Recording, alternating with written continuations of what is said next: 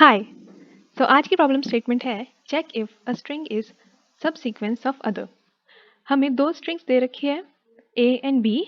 तो बी जो हमारी स्ट्रिंग है वो मेन स्ट्रिंग है जिसके सब सीक्वेंस हो सकते हैं बहुत सारे। उनमें से एक सब सीक्वेंस ए हो सकता है, तो वो है कि नहीं ये हमें रिटर्न करना है। सो ट्रू और फॉल्स हमें रिटर्न करना है। तो सब सीक्वेंस क्या होता है, जैसे हमारे पास एक है बी जो कि है y a d x c p। तो इसके सब सीक्वेंस क्या क्या हो सकते हैं? सब सीक्वेंस इसका a x y हो सकता है, तो कि नहीं हो सकता, नहीं हो सकता तो हम फॉल्स रिटर्न करेंगे। सब सीक्वेंस क्या होता है, जैसे कि मेरे पास ये स्ट्रिंग है a b c, ये मेरे पास एक स्ट्रिंग है। इसके सब सीक्वेंस क्या क्या हो सकते हैं? एक हो सकता है खाली कुछ भी नहीं, सो एम्प्टी इज अ सब स्ट्रिंग ऑफ सब सीक्वेंस ऑफ एवरी स्ट्रिंग। और हो सकता है a, और हो सकता है b, और हो सकता है c a b AC and BC and itself, ये खुद।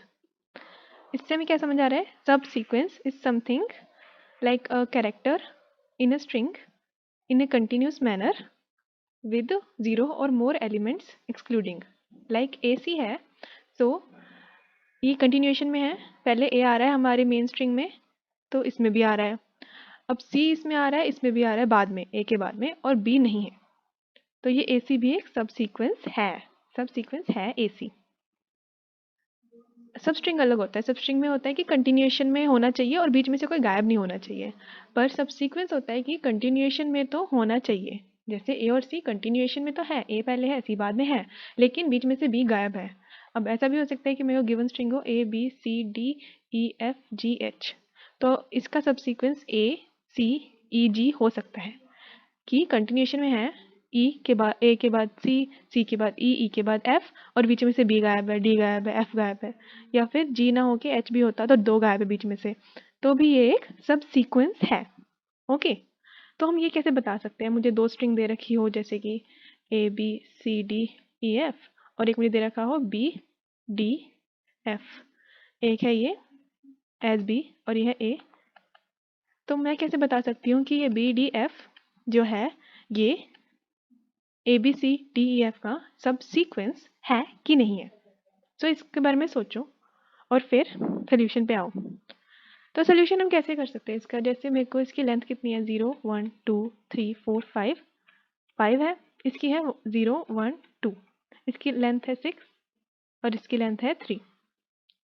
तो अगर जो मुझे ए दे रखा है मेरा सब सीक्वेंस, अगर ये 3 की जगह कुछ और होता, 6 से ज़्यादा होता, तो मैं वैसे ही फॉल्स रिटर्न कर देती ना।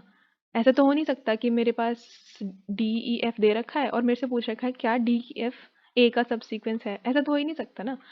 तो जो मेरा मेन बी है, जो यहाँ पे क्वेश्चन में क्या रखा है कि क्या ए is subsequence of B, तो ए को हमेशा इक्वल या छोटा होना पड़ेगा बी से सब सीक्वेंस होने के लिए, क्योंकि बी खुद का भी सब सीक्वेंस है। तो अगर सेम भी दे रखे हों दोनों हमारे स्ट्रिंग्स, तो वो भी सब सीक्वेंस एक दूसरे के हैं, बट बी को या तो इक्वल होना चाहिए या ज़्यादा होना चाहिए। तो एक तो स्टेटमेंट हम ये लगा सकते हैं सबसे पहले कि जो लेंथ है, लाइक अगर इसकी लेंथ 6 को मैं मान लेती हूँ m और इसका मान लेती हूँ n, सो जो मेरा n है वो लेस देन m होना चाहिए। अगर ऐसा नहीं है, अगर n is more than m, तो रिटर्न फॉल्स, वही फॉल्स रिटर्न हो जाएगा, आगे चेक करने की ज़रूरत ही नहीं है। बाकी हम आगे कैसे चेक कर सकते हैं? बाकी हम आगे ऐसे चेक कर सकते हैं कि मैंने एक वेरिएबल ले लिया j, एक ले लिया i। सो i स्टार्टिंग है किसका? a का, जो हम चेक कर रहे हैं सब सीक्वेंस है कि नहीं, और j स्टार्टिंग है as 0 index of the b, जिसमें से हम देख रहे हैं कि क्या a सब सीक्वेंस है कि नहीं। तो हम क्या करेंगे? हम चेक करेंगे कि b और a इक्वल है, नहीं है तो हम b को आगे बढ़ा देंगे, यानी कि j को हम इंक्रीमेंट करके कर देंगे। फिर देखेंगे कि क्या j b j and a i are equal, yes they are. तो हम क्या करेंगे? तब ये तो एक मैच मिल गया ना, एक मैच तो मिल गया। अब हम i को बढ़ा देंगे, i को इंक्रीमेंट कर देंगे, और j को तो हम कर ही रहे थे। j को हम हर स्टेप पे इंक्रीमेंट करेंगे, लेकिन i को हम सिर्फ और सिर्फ तब इंक्रीमेंट करेंगे जब हमारा a i is equal to b j। और जावा में इसको कैसे लिखते हैं? जावा में हमारे पास होता है char at function. So caret I is equal to b dot caret j. So if they are equal then only हम I को इंक्रीमेंट करेंगे, वरना j को तो हम इंक्रीमेंट हर स्टेप पे करेंगे ही। तो जब हर स्टेप पे j की इंक्रीमेंटेशन हो ही रही है तो फिर क्यों ना हम एक फॉर लूप लगा लें यहाँ पे, है ना, वो तो हर स्टेप पे इंक्रीमेंट हो ही रहा है। ठीक है, मान लो कि मेरा a जो है वो सब सीक्वेंस ना होता तो क्या होता, तो ऐसा होता कि यहाँ पे लाइक क्यों होता, तो ये कभी एंड तक पहुंच ही नहीं पाता मेरा आई, लेकिन जे तो हमेशा एंड तक पहुंचेगा ही पहुंचेगा। लेकिन आई अगर एंड तक नहीं पहुंच पा रहा, अगर आई एंड तक नहीं पहुंच पा रहा, वो कहीं बीच में रह गया, यानी कि आई जो एक के लिए हम इस्तेमाल कर रहे हैं एज अ वेरिएबल उसकी इंडेक्स को ट्रेवर्स करने के लिए, वो अगर इसकी टोटल लेंथ एम एन तक पहुंच ही नहीं पा रहा, इक्वल नहीं है, इसका मतलब ये सब सीक्वेंस नहीं है। बी डी क्यू कब सब सीक्वेंस नहीं है, जब ये पूरा ट्रेवर्स ना हो। ये सब सीक्वेंस तब है जब ये पूरा ट्रेवर्स हो जाए। ठीक है, अगर यहाँ एफ होता तो पूरा ट्रेवर्स हो चुका होता, क्योंकि यहाँ भी एफ है और इस कंपैरिजन की वजह से आई प्लस हो चुका होता। लेकिन अगर यहाँ पे एफ की जगह कुछ और होता तो नहीं होता, अगर ये सब सीक्वेंस नहीं होता तो पूरा ट्रेवर्स नहीं होता। तो हमारी लास्ट में कंडीशन बन जाएगी कि return I equal to N. इसका सिंपली यही मतलब है कि अगर हमारा आई इक्वल है एन के तब तो ट्रू रिटर्न करो, वरना फॉल्स रिटर्न कर दो। तो अगर मैं इसको सिंपली एक स्टेटमेंट में भी लिख दूँ तो भी अगर ये कंडीशन फुलफिल होती है, 3 होता है तो ट्रू रिटर्न होगा, वरना फॉल्स रिटर्न हो जाएगा।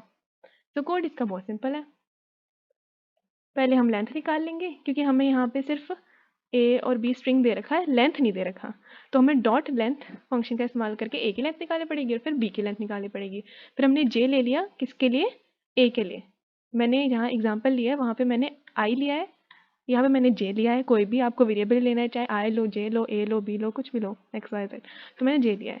अब मैं जे को इंक्रीमेंट कर रही हूँ जब जब ये इक्वल है। यहाँ पे मैंने आई को किया है, बट यहाँ पे मैं बस वेरिएबल ही दूसरा लिया है, बात सेम ही है। जे को इंक्रीमेंट कर रही हूँ and then J equal to M. अब इससे सबमिट करते हैं। सो इसके सिर्फ 11 केसेस हैं और सारे क्लियर हैं। Thank you.